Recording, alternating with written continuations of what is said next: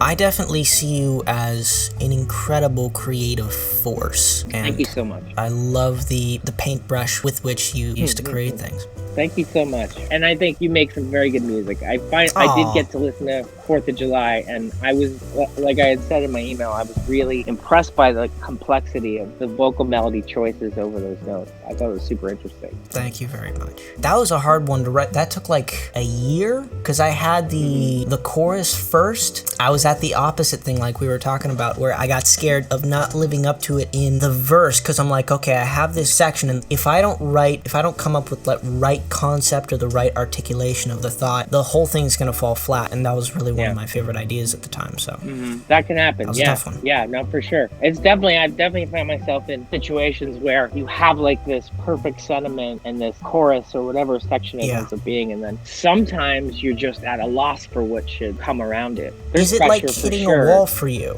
That's happened, for sure. It happened with both music and lyrics. I remember on Danger Days, when we were making that with Rob and Doug, at one point there was like 1 or 2 songs left at the end that I had yet to sing on and finish the lyrics to. And I literally had to go into this one room in Rob's house and just lock myself in there. And I was determined not to come out of that room until I had finished the lyrics. And it was very hard. I definitely got stuck on some things. When I get stuck, it's like I can't get back into the same headspace when I first wrote the thing, whether that's like music or the first line. Is it the same for you, or is it that you don't know what direction to go in, but you still know it can go anywhere?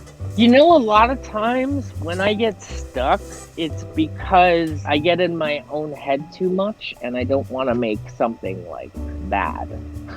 Got it. Or I don't want to write lyrics that are lame. Sometimes I'll literally hit a wall. When you think of things musically as well as thematically, and you think of vocal melodies that sit over the music, you could sometimes get trapped into certain vowel sounds or word shapes. Yeah. And then that could sometimes really limit you if you want to stick with those word shapes. When you released the tracks of the demos of what ended up being the tracks on Black Parade, like it was a lot of figuring out like where the melody could go and the certain vowel sounds. Yeah. Do you sometimes not want to sing or riff over a part of a song until like you're ready to write it, just because, you know, like you said, you can lock in like this has to be the sort of the sound of it and the vowels of it? You know what was cool? I felt perfectly comfortable in My Chemical Romance just winging it.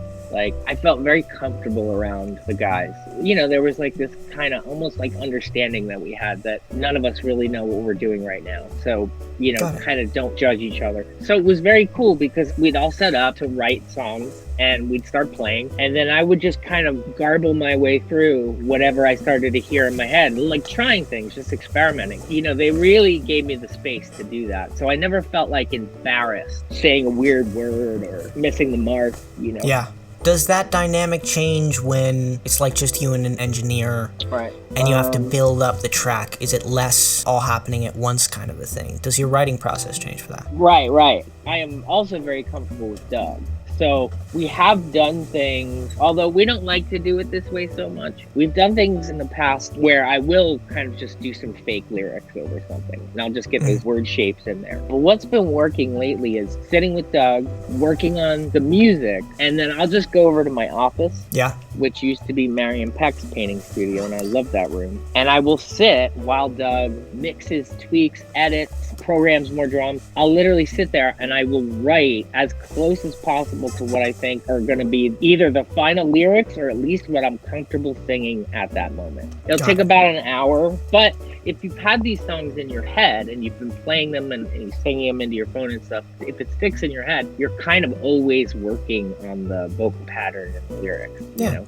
So it's a continual work in progress. I saw something somewhere, some YouTube video essay about how Steve Jobs, when he was working, he used to leave whatever he was doing and just go on walks. And there's actually a psychological tactic behind it in which your brain, although you're taking a break, your brain is still working on it. And it was weird for me when I was first learning piano, because I do that all the time. Sometimes when I didn't practice, it was better, which is not good advice traditionally, but it has been useful on occasion. Yeah, I don't know how I got onto that tangent. But. No, it's cool though. I agree with that. There is work being done when you take a break. The one thing I don't like to do is force anything. That's when I usually will always stop or stop myself when I feel like I'm pushing too much or trying to force something out. I also heard secondhand that Ernest Hemingway used to stop writing before he had finished whatever thought or idea that he had, so that when he woke up in the morning, he'd have something to start with, which is also an interesting sentiment. That's interesting.